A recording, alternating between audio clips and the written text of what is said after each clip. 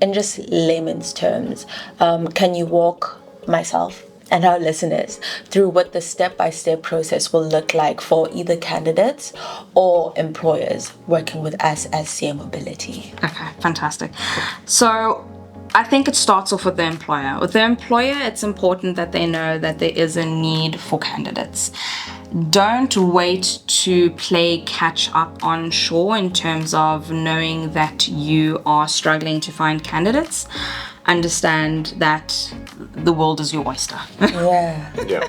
There's so much talent out there that brings so much value.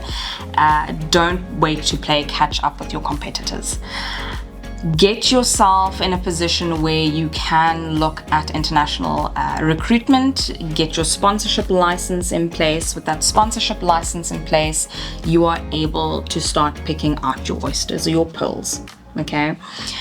Now, with that, the candidate side of things, candidates understand what it is that you want from life, not just your career. A lot of times candidates want to make a move because the grass is greener elsewhere, but unless we look at the fertilizer and the water, the pH and all of those things, we forget that life is not just about a career move. Understanding that everything works holistically in terms of what can this career move mean for my life, and how can I position myself to be the best possible candidate for a role. That's what candidates need to do. So understanding if there are certain mandatory requirements, understanding, do you need to have a skill assessment? How can I position myself as that candidate? This doesn't mean go out and do unnecessary tests or go and do your English test and your police clearance and medical checks. It's just understanding, what can I possibly do? What can I understand to be ready for getting in contact with you guys at the CA Group, understanding that should you be in a position that everything goes right, do I know that this is the yes I'm going to say yes to? Absolutely, that's very well put. Daniel, could you then explain to us what the process would look like once a candidate sees the application on a website? What is the first step that's going to happen, and what is the last?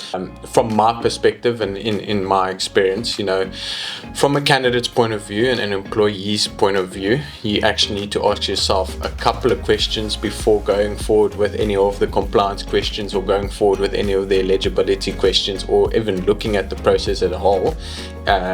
Some of them might be, what interests you in Australia? Why is there an attraction to Australia?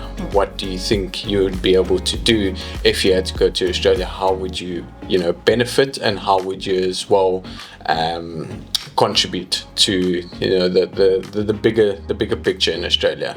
Once I think there is a genuine and keen interest to live and work in Australia, I definitely think a lot of the other requirements will align. But essentially, if you had to look at the base requirements that you want to get yourself prepared for Australia, looking at your experience, making sure that you are first of all eligible to move over to Australia, that there is a market for you to be able to introduce yourself into and make sure that you can contribute effectively to that employer. Second of all, making sure that your skills assessments, all of your documentation, making sure that everything is going to be well aligned and that you are document ready to be able to move over without any hassles or without any delays. And then third of all, once you have started your relocation process, you have to fully understand where am I going, what are the costs involved of where I am, and fully understanding the cultural fit as a whole in the company itself. So you want to make sure that you are fully prepared before going over, as it is quite a big move, and that you are fully invested to be there for a good amount of time. Given that there is a sponsorship involved, you generally will be there from 3 years and above. And typically in my experience as well, we have had most, I'd say 99.9% of candidates that would like to go over onto permanent residency. So yeah, just making sure that you are fully prepared mentally, making sure that you're fully prepared in terms of documentation, and then as well making sure that you're fully prepared that you will be contributing to Australia for the foreseeable future. But yeah, that's just from my experience and my perspective. I love how you'd mentioned all of that, and one thing in my experience is a lot of times, be it employers or employees, candidates, they are so concerned about mitigating risk that they forget to prepare for when everything goes right. So my biggest take on people is prepare for when things go right.